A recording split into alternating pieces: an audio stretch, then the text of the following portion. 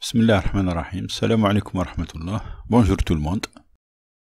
Dans une vidéo passée, le tutoriel numéro 4, je pense, on a vu l'utilisation du Serial Monitor et son importance dans la recherche des erreurs de programmation, qu'on appelle débogage ou débugage en anglais.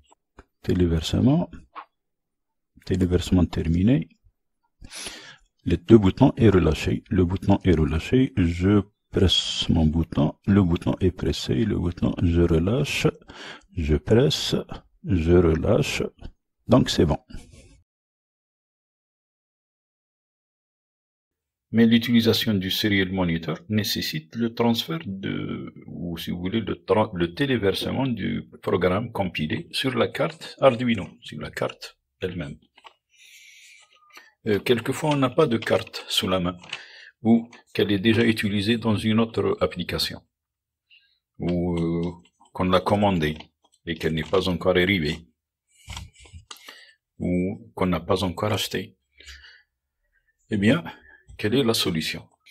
Eh bien, on utilise notre vieille application Isis de Proteus, qui possède et l'Arduino et les composants qu'on veut utiliser dans le projet, et qui nous permettra de déboguer notre programme à l'aide de son Virtual Monitor, son moniteur virtuel. Sans plus tarder, voyons ça de plus près. D'abord, nous ouvrons notre logiciel Isis.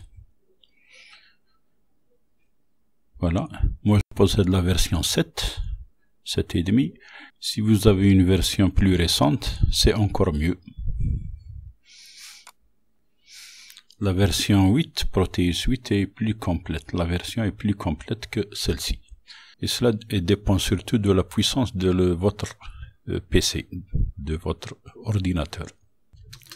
Au démarrage, il s'ouvre avec un fond blanc. Moi, je préfère plutôt un fond noir.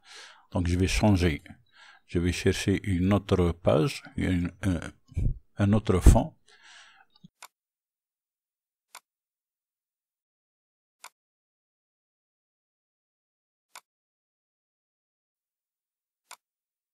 Je vais d'abord diminuer les dimensions de la feuille.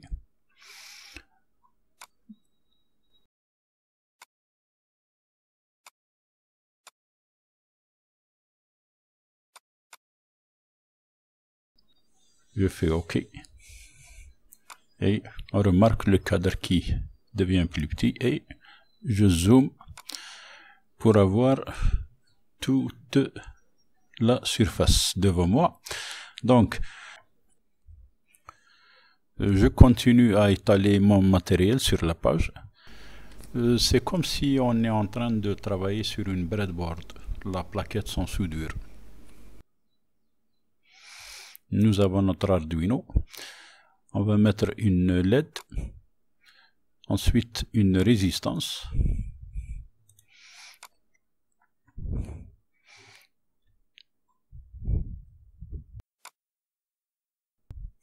On fera les connexions en cliquant sur les extrémités des composants.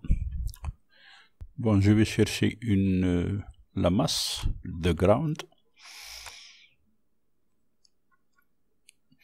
Je choisis ground. Voilà. Maintenant, je change la valeur de la résistance.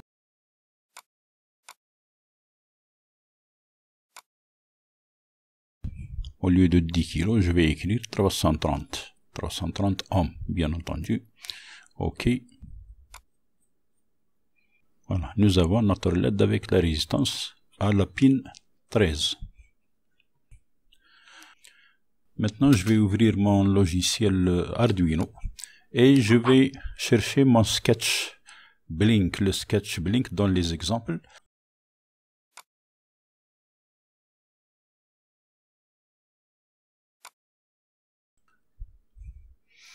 Dans le sketch, bien entendu, nous avons Digital Write High, un délai de 1000 millisecondes et Digital Write Low avec un délai d'1 seconde. Voilà. Compilation. Maintenant, le fichier compilé on doit le téléverser dans l'Arduino. Pour cela, on clique deux fois. Voilà, Project File, on va chercher notre fichier en hexadécimal. Avant de continuer, on va ouvrir une petite parenthèse pour parler de l'emplacement du fichier hexadécimal que l'Arduino crée à chaque fois qu'on clique sur le bouton de vérification ou, si vous voulez, le bouton de compilation. Chaque fois qu'on clique sur ce bouton, un fichier hexadécimal est créé, mais son emplacement est un peu caché, si vous voulez. Mais il y a une méthode simple pour le trouver. Il suffit de cliquer sur Fichier, Préférences et cocher cette case de compilation, afficher les résultats détaillés pendant la compilation. Donc je coche cette case, je mets OK. Et maintenant, lorsque je compile,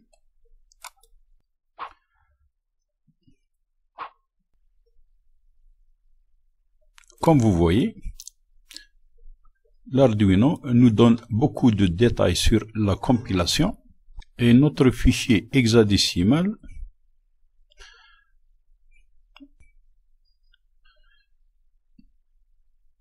on va chercher le fichier qui se termine par l'extension X et on peut le trouver.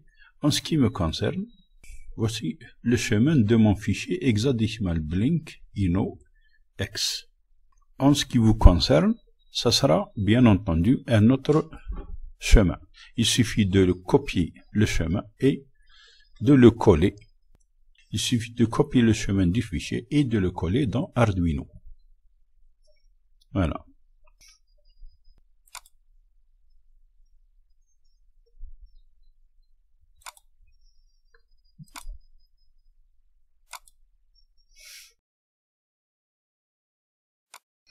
Donc, en ce qui me concerne, le fichier se trouve dans le disque local C, le dossier MyBuilds et le Blink Ino X.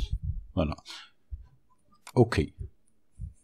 À ce stade, le fichier est téléversé dans Arduino. Il suffit d'allumer l'Arduino et, comme vous voyez, il est allumé et la LED commence à clignoter. Voilà, 1 second on et 1 second off. Et on éteint l'Arduino. Maintenant, on peut s'amuser à modifier nos variables, modifier notre programme tant qu'on veut, autant qu'on veut, le compiler et le fichier est toujours automatiquement téléversé dans l'Arduino. Donc on change les délais. Le fichier était déjà téléchargé et comme vous voyez, le clignotement est plus rapide. Ce qu'on va faire maintenant, c'est ajouter un bouton à notre breadboard, à notre Arduino, et ensuite exécuter le sketch du tutoriel numéro 4, notre sketch MyButtonLED. On va l'exécuter sur notre maquette maintenant. On ouvre le sketch MyButtonLED et comme on le voit, le bouton est à la pin 4, Integrate a button, et la LED est à la pin 8. Donc d'abord on va aller changer notre pin, notre LED, on va la mettre à la pin 8. Voilà, et on élimine le fil de la pin 13. Bon. Compilation du sketch.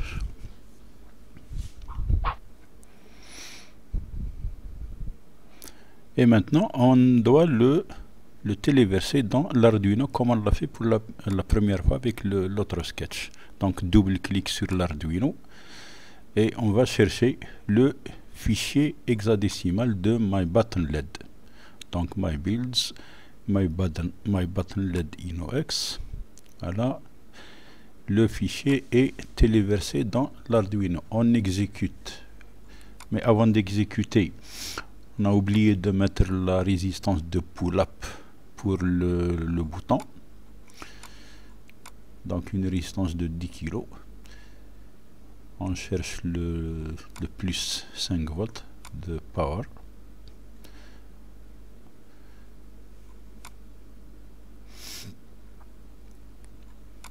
Voilà.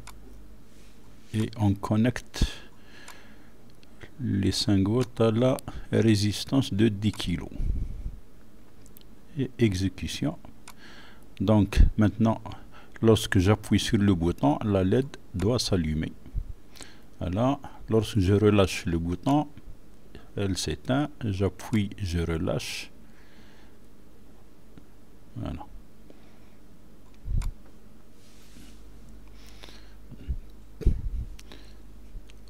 On va changer le délai de 1 seconde. On va le raccourcir pour avoir des appuis plus rapides. Donc compilation.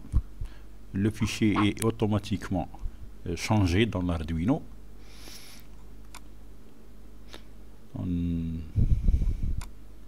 Voilà, maintenant la réponse, c'est-à-dire que le bouton répond plus vite que tout à l'heure. Voilà.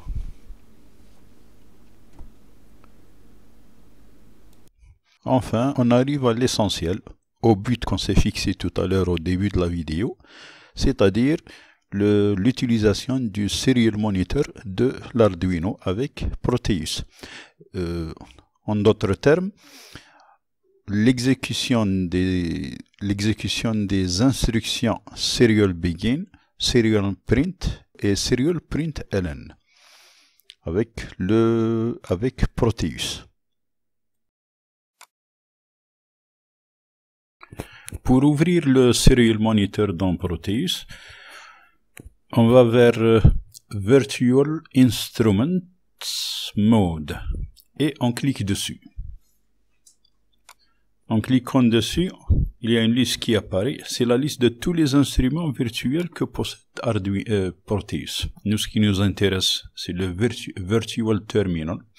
Donc, on le sélectionne et on le place sur notre breadboard. On le connecte. On connecte RxD avec TXD et TXD avec RxD, bien sûr.